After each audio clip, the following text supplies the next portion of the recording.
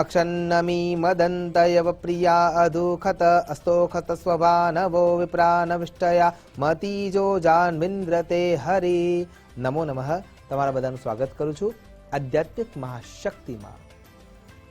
આજનો વિષય છે અક્ષત. અક્ષત એટલે કે જે દ્રવ્યમાં ક્ષતિ નથી તે દ્રવ્ય આપણે ઈશ્વરના સાનિધ્યમાં અર્પણ કરીએ છીએ તે. આપણે પણ અક્ષત થવું પડે છે, જેમાં ક્યારેય ક્ષતિ ના રહે એવી ઉપાસના, એવી આરાધના, એવી અભ્યર્થના, એવી અર્ચના. પણ જેમ જેમ આપણી તપશ્ચર્યા વધતી જાય તેમ તેમ આપણી ક્ષતિ ઓછી થતી જાય અને આપણે પણ અક્ષત તરફ ગતિ કરતા જઈએ છીએ. તો અક્ષત એટલા માટે પૂજનીય છે દેવ પૂજામાં કે એના થકી દેવતાઓની પૂજા પૂર્ણ થાય છે. પૂજાના દ્રવ્યોમાં ખાલી વિચાર કરીએ તો ભગવાનનું ધ્યાન આપણે મનથી કરીએ છીએ, એમાં પણ આપણે હાથમાં ચોખા રાખીએ છીએ. આવાહન કરીએ છીએ એમાં પણ ચોખા રાખીએ છીએ. પ્રતિષ્ઠા કરીએ છીએ એમાં પણ ચોખા રાખીએ છીએ. આસન આપીએ છીએ ત્યારે પુષ્પ અને ચોખા એટલે કે અક્ષત આપણે અર્પણ કરતા હોઈએ છીએ. આના વિવિધ પ્રકારના દ્રવ્યો આપણે ઈશ્વરને અર્પિત કરતા હોઈએ છીએ.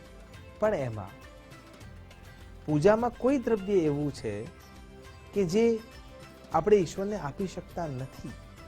તો એ સમયે જે દ્રવ્યના અભાવમાં આપણે જે દ્રવ્યનો ઉપયોગ કરીએ છીએ એ અક્ષત હોય છે.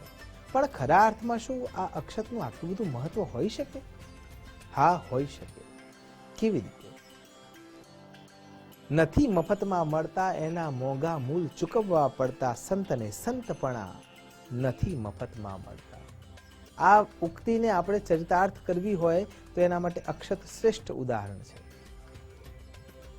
પૂજામાં આપણે સાબુત જે અક્ષત ઉપયોગ કરીએ છીએ એને જ્યારે ડાંગરમાંથી નીકાળવા માટેની જે પ્રોસેસ છે એના અંદર થ્રેશરના પહેલા જ્યારે ડાંગરમાંથી એને છૂટું કરવામાં આવતું ત્યારે અક્ષતને જે ડાંગરની જુડીઓ છે જુડીને બાંધવામાં આવતી અને પછી એને જમીન ઉપર કે સિલમ પટ્ટા પર પછાડવામાં આવતું.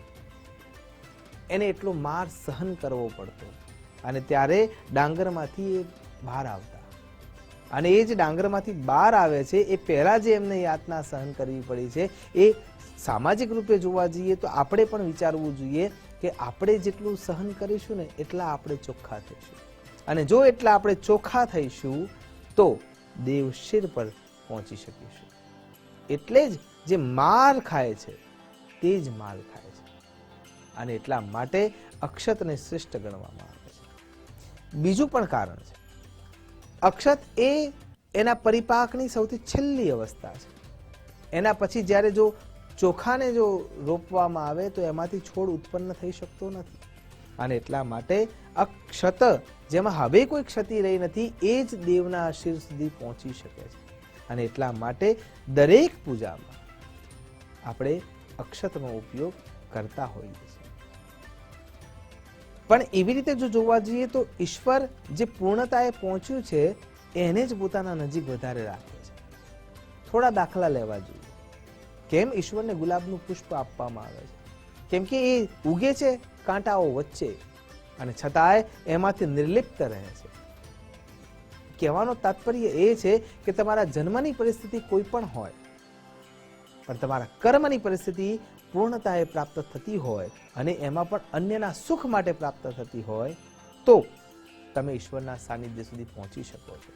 ગંગાજળ, કેટલાય પ્રકારના જીવાત્માઓ એમાં રહે છે, કેટલીય પ્રકારની માછલીઓ એમાં રહે છે, કેટલાય દિવ્ય પુરુષો એમાં સ્નાન કરે છે, કેટલાય સામાન્ય પુરુષો પણ એમાં સ્નાન કરે છે, કેટલાય જીવાત્માઓ મૃત્યુ પામ્યા પછી એના પાણીમાં વહ્યા કરે છે, છતાંય એ પાણી બગડતું નથી. અને એટલા માટે એ જળ છે અને એનાથી પણ આગળ ગંગાજળ છે. અને એટલા માટે એ પૂર્ણતા છે અને એટલે જ એને આપણે પૂજામાં ઉપયોગમાં લઈએ છીએ. નક્ષત્રમાં જુઓ તો મઘા નક્ષત્ર, મોંઘું પાણી. એ પાણી પણ ઘણા વર્ષો સુધી યથાવત રહે છે અને એ પાણી દ્વારા જીવની સૃષ્ટિ પર વધારે ફળદ્રુપતા જોવા મળે છે. અને એટલા માટે જ એ પણ પૂર્ણ છે. એટલે વર્ષ દરમિયાન આપણે એ પાણીનો સંગ્રહ કરીએ છીએ અને એના થકી આપણે પૂજા કરતા હોઈએ છીએ. એ જ રીતે સ્વાતિ નક્ષત્રનું પાણી, એમાંથી પણ જીવની શક્તિ ઉત્પન્ન થાય છે. ચાતક એ નક્ષત્રના વરસતા વરસાદમાંથી પાણી પીવે છે અને વરસ સુધી એને પાણી પીવું પડતું નથી.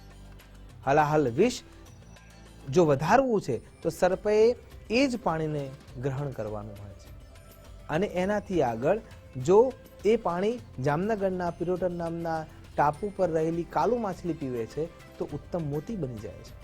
કહેવાનો અર્થ એ છે કે ત્યાં છેલ્લે એને પૂર્ણતા બતાવે છે અને એટલા માટે એ પૂજામાં ઉપયોગમાં લઈ શકાય છે. એટલે સ્વાતિ નક્ષત્રનું પાણી પણ આપણે પૂજામાં ઉપયોગમાં લઈએ છીએ. અને એ જ રીતે જોવા જઈએ તો ડાંગર જ્યારે એના ઉપરના છાલને, છોતરાને, ફોતરાને ઉપરથી નીકાળી લેવામાં આવે છે, પછી જે દ્રવ્ય બચે છે એ ચોખ્ખો છે, સ્વચ્છ છે, નિર્મળ છે અને ચોખ્ખા થયા પછી એ પૂર્ણતાને પ્રાપ્ત કરે છે અને એટલા માટે એ તમામ પ્રકારની ક્ષતિઓની પૂર્તિ કરનાર બની રહે છે અને એટલા માટે એને અક્ષત કહેવામાં આવે છે. કહેવાનો તાત્પર્ય એટલો જ છે કે જેમ જેમ આપણી તપશ્ચર્યા વધતી જશે એમ એમ આપણી ક્ષતિઓ પણ દૂર થતી જશે અને એ ક્ષતિઓ જ્યારે દૂર થાય અને એના પછી આપણી અવસ્થા એ આવે છે કે આપણે ઈશ્વરના સાનિધ્યને સરળતાથી પ્રાપ્ત કરી શકીએ. પણ ત્યાં સુધી ફરી એ જ વાત, અનન્યાંસ ચિંતયંતો મામ યે જનઃ પર્યુપાસતે તેષામ નિત્યાભિયુક્તાનામ યોગક્ષેમમ વહામ્યહમ. એ યોગક્ષેમ વહાવા માટે તૈયાર જ છે. બસ જરૂર છે આપણી ક્ષતિપૂર્તિ. આપણે ઈશ્વરને નરી આંખે કદાચ નથી જોઈ શકતા. એનું કારણ એ જ છે કે આપણે આપણી લિમિટને નથી જાણતા. એક પડદા પાછળ કોઈ વ્યક્તિ છુપાઈને ઊભું છે તો વી કાન્ટ બાયફર્કેટ કે આ કોણ છે. આપણી લિમિટ આટલી જ છે અને છતાંય આપણે સૌ વહેમમાં રહીએ છીએ કે મને બધી જ ખબર પડે છે. એ અહમને છોડીને કેવલ ઈશ્વરના સાનિધ્ય થકી પૂર્ણતાએ પ્રાપ્ત કરવા માટે પ્રયત્નશીલ રહીએ અને ખરા અર્થમાં અક્ષત થઈએ તો આપણું જીવન ઉત્તમતાને ચોક્કસ પ્રાપ્ત થઈ શકશે. એટલે પૂજામાં જે જગ્યાએ ક્ષતિપૂર્તિ કરવાની જરૂર હોય છે ત્યાં અક્ષતનો ઉપયોગ થાય છે અને જેમ શરૂઆતમાં જે મંત્રનું આરાધના આપણે કર્યું એ મંત્ર દ્વારા ભગવાનને અક્ષત અર્પણ કરવામાં આવતા હોય છે. આશા કરું છું ભગવાનની કૃપા આપ સૌ પર વરસતી રહે અને આપણે આપણી ક્ષતિઓને જાણી એને સુધારી અને દેવ કાર્યમાં, શ્રેયસ્કર કાર્યમાં આપણી જાતને, આપણી શક્તિને, આપણા મનને પરોવી શકીએ. એ જ અભ્યર્થના સાથે નમસ્કાર. અસ્તુ સદા શિવોહમ. નમો નમઃ.